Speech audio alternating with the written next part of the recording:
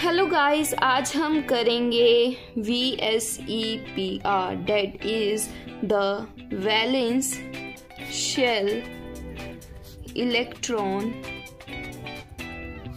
Pair repulsion theory. आज हम करेंगे valence shell electron pair repulsion theory. ये हमसे 5 मार्क्स में पूछा जाता है। इसमें हमेशा या तो 1 मार्क्स के 5 क्वेश्चन हमसे एग्जाम में आ जाते हैं, या फिर ये भी होता है कि कई बार 2 मार्क्स का 1 क्वेश्चन, 2 का 1 दे दो और 1 1 का। तो इस तरीके से कंबाइन होके हमारे पास एग्जाम में 5 मार्क्स हमारे क्या हो जाते हैं, कंफर्म हो जाते हैं। तो सबसे पहले आइए जानते हैं इसमें हमें स्पेशली क्या पता चलता है। एक तो पता चलता है हमें हाइब्रिडाइजेशन के बारे में,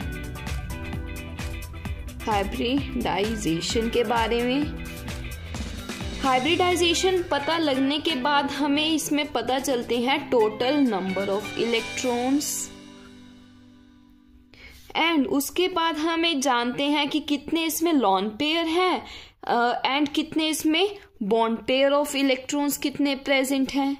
उसके बाद हम जानते हैं कि उसकी ज्योमेट्री क्या होगी हमारे पास, या फिर उसकी शेप हमारे पास क्या होगी।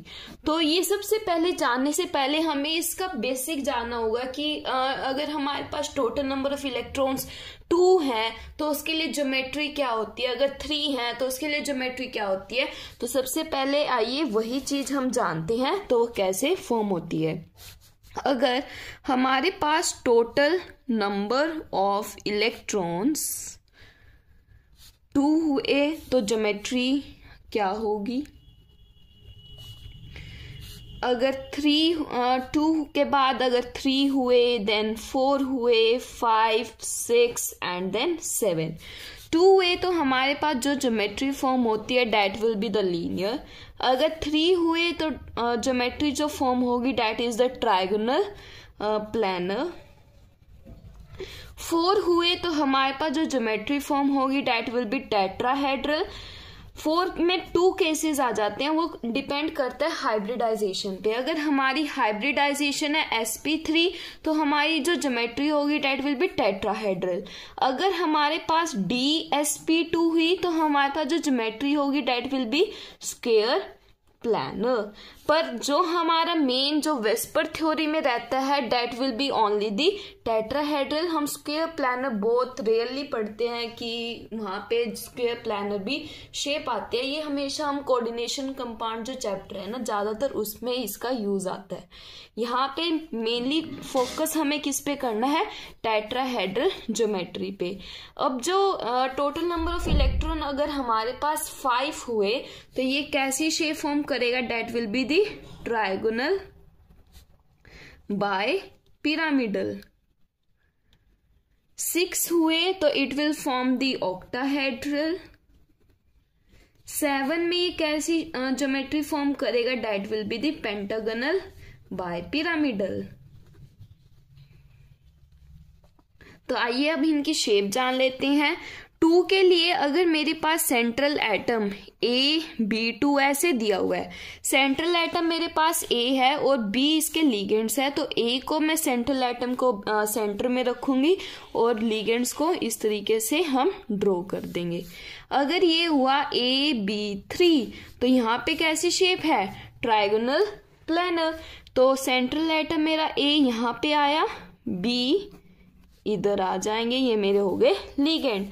अगर मेरे पास क्या आती है S मतलब AB4, अगर मुझसे ज्योमेट्री पूछी जाए तो वो कैसी होगी, टेट्राहेड्रल।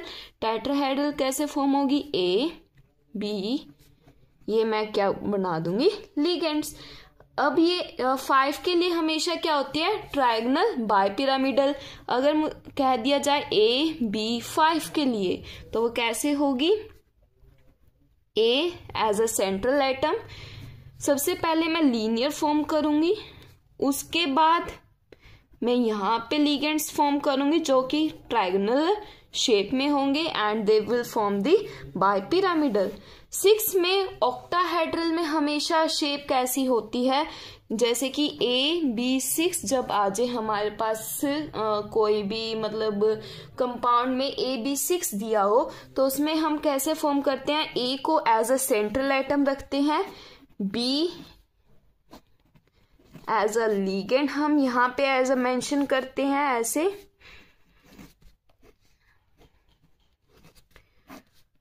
दिस वे से इसी तरीके से हम ऑक्टाहेड्रल की शेप बना दी है। अब आते हैं हमारे पास पेंटागनल बाइपिरामिडल। उसकी शेप अगर हमसे कह दिया जाए AB7 है तो वो कैसे होती है, यहाँ 7 की जो शेप होती है वो हमारे पास कैसे फॉर्म होती है। अगर यहाँ पे A as a central atom है तो हमारे पास जो लिगेंड्स होंगे उसे हम कैसे बनाएंगे, B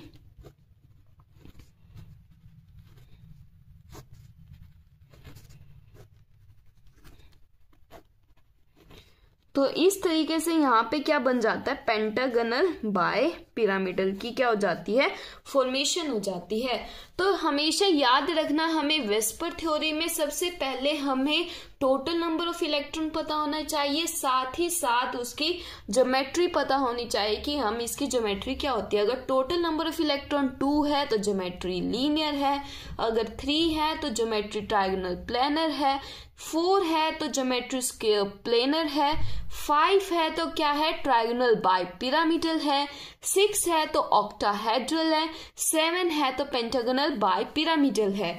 इनकी शेप जान लीजिए। लीनियर की शेप इस तरीके से होती है, ट्रायंगुलर प्लेनर की शेप, क्योंकि ट्रायंगल जैसा दिखता प्लेनर शेप होती है तो वो इस तरीके से होता है। टेट्राहेड्रल हमारे पास कुछ पिरामिडल जैसी शेप दे देता है, ट्रायंगुलर पिरामिडल जैसी। एंड 5 की बात करें तो ट्रायंगुलर बाइपिरामिडल। देखो एक तो बीच में क्या हो गया, ट्रायंगल, और ऊपर से अगर ज्वाइन किया एक पिरामिडल ऊपर बना और एक नीचे, इसीलिए हमने क्या कह दिया, बाइपिरामिडल। यहाँ पे एक ही पिरामिड था तो इसे हम क्या कह सकते हैं, ट्रायंगुलर पिरामिडल भी कह सकते हैं। नेक्स्ट आता है हमारे पास ऑक्टाहेड्रल। ऑक्टाहेड्रल की शेप हमने इस तरीके से दी है कि A, एंड अगर इसको हम ऐसे ज्वाइन भी कर सकते हैं तो यहाँ पे ये हो जाती है ऑक्टाहेड्रल की शेप। नेक्स्ट आती है पेंटागनल बाइपिरामिडल की। वो शेप हम इस तरीके से देते हैं कि बीच में हमें सेंट्रल एटम रख दिया और साइड में 7 हमारे पास लिगेंड्स हैं। तो उसकी फॉर्मेशन हम कैसे की है कि यहाँ पे पेंटागनल जैसी शेप बनी है एंड ऊपर और नीचे क्या बन गए, पिरामिडल की फॉर्मेशन हो गया, इसीलिए तो क्या कहा, पेंटागनल बाय। ये गाइस अब जानते हैं हम डिफरेंट कंपाउंड्स की शेप कैसे ड्रॉ करते हैं। हमारे पास आ जाता है जैसे कि BF3 ड्रॉ करिए with the help of the VSEPR theory, या फिर I3 नेगेटिव की हमें शेप बनाने के लिए बोल देता है, या फिर SF6 की हमें शेप बनाने के लिए बोल दी by using the VSEPR theory. तो इसकी मैं कह सकती हूँ मेरे पास एक शॉर्ट ट्रिक है, जो लेकिन शॉर्ट ट्रिक भी हम इसे नहीं बोल सकते क्योंकि या फर्दर स्टडीज में मतलब हायर स्टडीज में जानोगे कि एक तरीके का फॉर्मूला होता है जिसके थ्रू हम डिफरेंट शेप्स जान लेते हैं या फिर ज्योमेट्री जानते हैं ऑफ एनी कंपाउंड। लेकिन अभी मैं एज अ शॉर्ट ट्रिक ही इसको नाम दूंगी क्योंकि ये हमारे लिए बहुत ही हेल्पफुल होता है कोई भी ज्योमेट्री बनानी है फॉर दी मोनोवैलेंट लिगेंड्स के लिए। तो सबसे पहले शॉर्ट ट्रिक की बात करते हैं। वो शॉर्ट ट्रिक हमारे पास क्या होती है, डेट इज हाफ, यहां पे हम लिखते हैं number of valence electrons of central atom, plus में क्या करेंगे, charge of anion, minus charge of cation,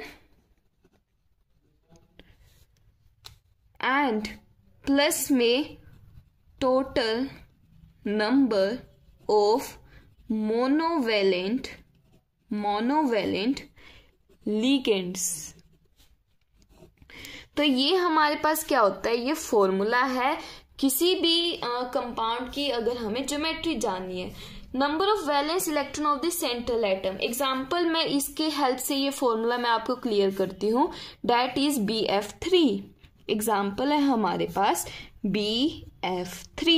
BF3 में सबसे पहले आया सेंट्रल एटम हमारे पास क्या है, बोरोन। बोरोन के total number of valence electron हमारे पास कितने होते हैं, इसकी जो वो है एटॉमिक नंबर है वो होता है 5। तो कैसे डिस्ट्रीब्यूट होता है 2,3। तो नंबर ऑफ वैलेंस इलेक्ट्रॉन इसके लिए कितने हुए 3।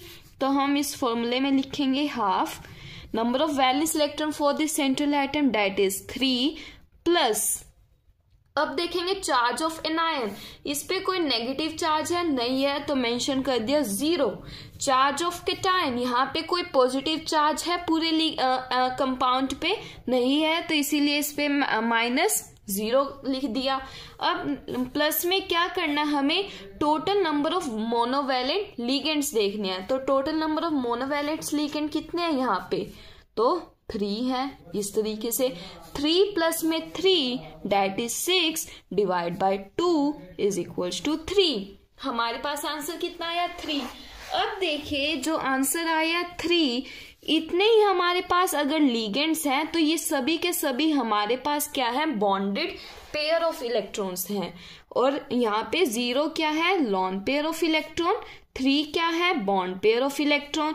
तो इसीलिए इसकी जो ज्योमेट्री फॉर्म होगी वो हमारे पास कैसी होगी, 3 के लिए मैंने आपको बताया था क्या होती है, ट्राइगोनल प्लेनर। तो इसके लिए जो ज्योमेट्री हम बनाएंगे that will B B, F, F and F। अब इसके साथ में हाइब्रिडाइजेशन भी मेंशन कर दीजिएगा।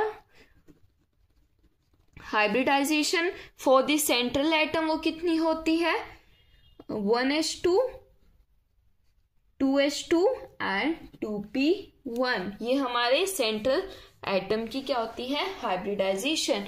हाइब्रिडाइजेशन जानने के लिए ट्रिक क्या होती है हमारे पास, हमें ओहबो प्रिंसिपल का यूज करना होता है। तो हम इस तरीके से आप भी जान लीजिए ओहबो प्रिंसिपल हम कैसे लिखते हैं, 1s, देन यहाँ पे लिखे 2s 2p, 3s 3p 3d, 4s 4p 4d and 4f, then 5s। अब ये बना लीजिए इस तरीके से एंड देन स्नेक फॉर्म, इस तरीके से आप बना लो। तो अब आपको पता है S में हमेशा 2 इलेक्ट्रॉन आते हैं, P में हमेशा 6 आते हैं, D में हमेशा 10 इलेक्ट्रॉन फिल हो सकते हैं एंड F में 14।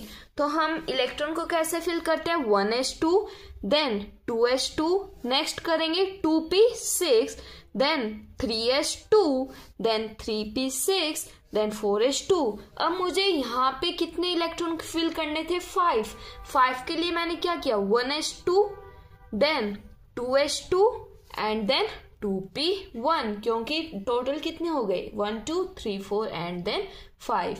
अब इसके नेक्स्ट हमारे पास नेक्स्ट कंपाउंड आता है, अगर हमें दूसरे कंपाउंड की बनानी है जैसे कि I3 नेगेटिव की, वो आइए जानते हैं उसके लिए हम ज्योमेट्री कैसे फॉर्म करेंगे।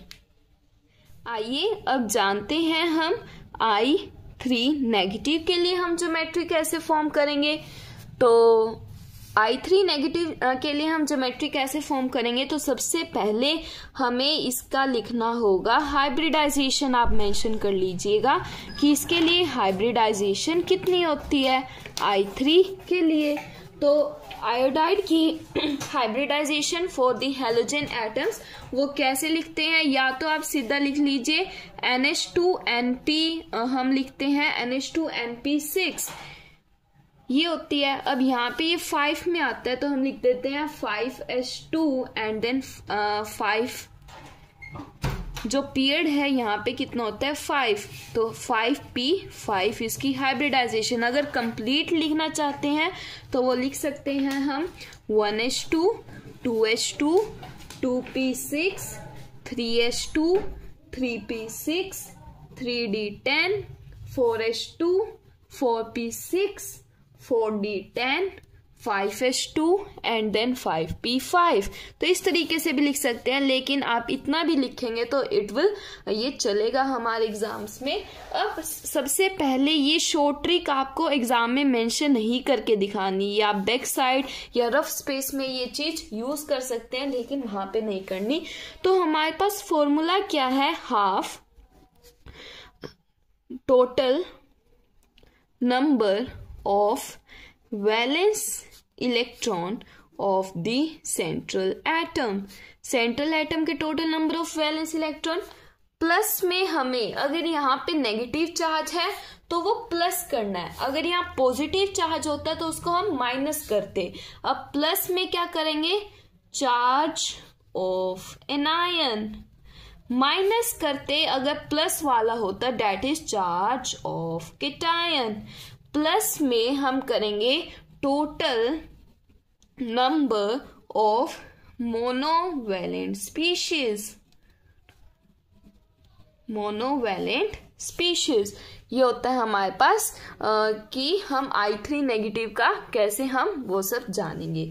अब इसमें देखिए हाफ, अब I3 नेगेटिव है तो इसमें जो हमारे पास सेंट्रल एटम है that will be iodide. Iodide के लिए हमारे पास total number of valence electron कितने होते हैं, 7, क्योंकि हेलोजन फैमिली से है तो लास्ट में कितना आता है इसके, 5, 6, 7, लास्ट में 7 इलेक्ट्रॉन है। Plus charge of anion, negative charge है तो उसको हम प्लस करेंगे, तो हम किया +1। केटायन पॉजिटिव चार्ज नहीं है तो 0 हो गया। Plus total number of monovalent species, अब आपको लगेगा यहाँ पे तो मोनोवैलेंट स्पीशीज है ही नहीं, लेकिन इसको ध्यान से देखिए, अगर I को मैं एज अ सेंट्रल एटम मान रही हूँ तो ये जो 2 आइज हमारे पास जो आयोडाइड बचे, ये हमारे पास क्या है, मोनोवैलेंट स्पीशीज है। तो क्या हो जाएगा, +2 हमारे पास क्या हो गई, मोनोवैलेंट स्पीशीज हो गई। अब इनको ऐड करिए, 7, 8, 9, 10, तो 10 बाय में 2 दैट इज 5। तो हमारे पास जो टोटल यहाँ पे अब मेंशन करिएगा एग्जाम में कैसे लिखना है, total number of electron pair हमारे पास कितने आए, 5, जिसमें से हमारे पास क्या आया, हमारे पास 5 हमारे पास total number of electron pair है, लेकिन मेरे पास मोनोवैलेंट स्पीशीज तो 2 ही है। तो ये क्या करेगा, 2 तो क्या फॉर्म कर लेगा, बॉन्ड पेयर, और जो ये बाकी बच गए 5 - 2 किया तो 3, ये क्या होंगे हमारे पास, लोन पेयर। तो अब इसकी शेप और ज्योमेट्री हम देखते हैं। अब इसकी जो ज्योमेट्री होगी that will be the pentagonal bipyramidal. 5 के लिए हमेशा क्या होती है, पेंटागनल बाइपिरामिडल। तो उसको हम कैसे बनाते हैं, जैसे कि I को हम हमेशा बीच में रखेंगे, देन बॉन्ड पेयर सबसे पहले हम लीनियर वो शेप बनाते हैं, देन यहाँ पे हम वो चीज वो निकालनी होती है हमें, यहाँ पे ऐसे करके हम पेंटागनल बन जाते हैं, लेकिन यहाँ पे अब बनेगा 3 लोन पेयर। तो लोन पेयर को हम यहीं पे ही दिखाएंगे। तो अगर मैं इसकी शेप की बात करूं तो वो क्या होगी हमारे पास, लीनियर। ज्योमेट्री क्या होगी, पेंटागनल बाइपिरामिडल, क्योंकि ज्योमेट्री में हमेशा हम इनको भी देख लेते हैं, लॉन पेयर हमारे पास कैसे है, मतलब सब कुछ कंबाइन करके इससे निकालते हैं ज्योमेट्री। लेकिन अगर हमें शेप निकालनी होती है तो हम लॉन पेयर को इग्नोर करते हैं। तो अब देखते हैं शेप हमारे पास कैसी आई, that will be the linear shape, और यहाँ पे हमेशा एक माइनस साइन भी फॉर्म कर देंगे। अगर मैं अच्छे से आपके पास ज्योमेट्री बनाऊं for this I3 negative, that will be I and I, and इस तरीके से आप इसको क्या दिखा देंगे, लोन पेयर ऑफ इलेक्ट्रॉन्स। तो ऐसे बनेगा I3 नेगेटिव का स्ट्रक्चर। तो इजी है, बस एक इस फॉर्मूले को बैक साइड में लिखिए। आपको एग्जाम में सिर्फ और सिर्फ ये हाइब्रिडाइजेशन लिखनी है, देन ये टोटल नंबर ऑफ इलेक्ट्रॉन दिखाने हैं, कितने उसमें बॉन्ड पेयर है, कितने उसमें लॉन पेयर है, ज्योमेट्री आपको मेंशन करनी है, शेप दिखानी है, इस तरीके से बस ये चीज मेंशन करनी है। जो ये बीच का पार्ट है that is this short trick, ये जो हम कर रहे हैं ना इतना पार्ट, ये आपको हमेशा back side of the page करना, हमेशा रफ पेज में करना। ये बस अंडरस्टैंडिंग के लिए हमारे पास ये चीज हमें दी गई है। अब आइए जानते हैं H2O के लिए हम ज्योमेट्री कैसे बनाते हैं। अब हमें बनानी है geometry for the H2O। H2O के लिए हमारे पास वो सेम फॉर्मूला है, half number of valence electron of the central atom plus कोई कैटायन का चार्ज है यहाँ पे नहीं है तो जीरो मैं डायरेक्ट मेंशन कर रही हूँ, चार्ज ऑफ एनायन है नहीं है तो जीरो मेंशन कर रही हूँ, and total number of monovalent species